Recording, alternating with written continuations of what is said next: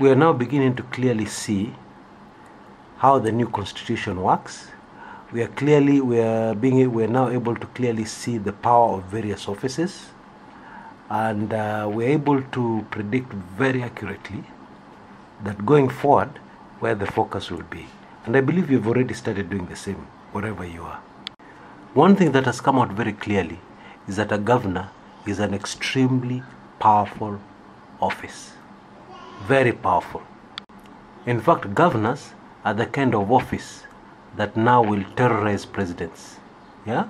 Presidents will have to start fearing the office of governor. Okay? You see, as governor, you're on the ground with the people. Yeah? You're very close to the people. You're able to influence the people much more than a president would. Because a president is national. Yeah? He's very busy running here and there, presiding over official functions and so on. But a governor is on the ground at the county. He sees his people every day. He talks to them every day. It is very easy to influence the people. And more dangerously so, it is easy to set up your people against the national president. Very easy. Yeah, because you rally your people around you. You show them that the enemy is the president. And that's it. In fact, that's what we have seen already unfolding in Nandi. Sorry, not Nandi. It was in Gishu County. Amongst the Nandi people. Incumbent Bwana Jackson Mandago has seen a big threat in Buzeki, a very well-financed opponent. And therefore, he has threatened the presidency of the Republic of Kenya and said, either you organize for this opposition of mine to disappear, or I organize my people, we vote for NASA. Yeah. Now, that's just an example. In Machakos, we have seen a governor take the opposite side, the opposite direction of his sponsoring party. Now let's imagine a situation whereby NASA, or at that time it was called COD. It was called COD. Now imagine COD had won the elections in 2013, yeah, and of course Governor Muto was sponsored by the COD coalition, yeah, and then now you have one of your governors who is supporting the opposition, yeah. These are the powers of a governor. A governor, let alone the powers they have within the county. A governor, it is very clear now, can have clout nationally. Now you might downplay that statement, but let me remind you of something.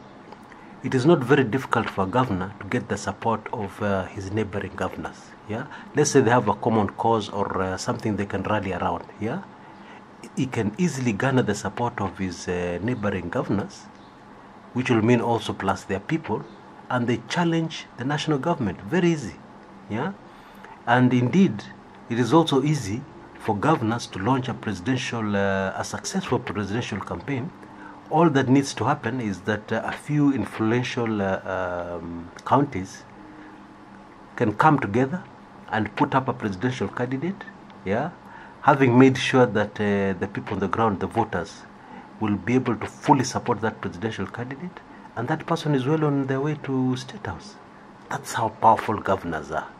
Of course, this ploy would be effective in counties that are vote-rich, or rather have high populations, where they can actually marshal the numbers.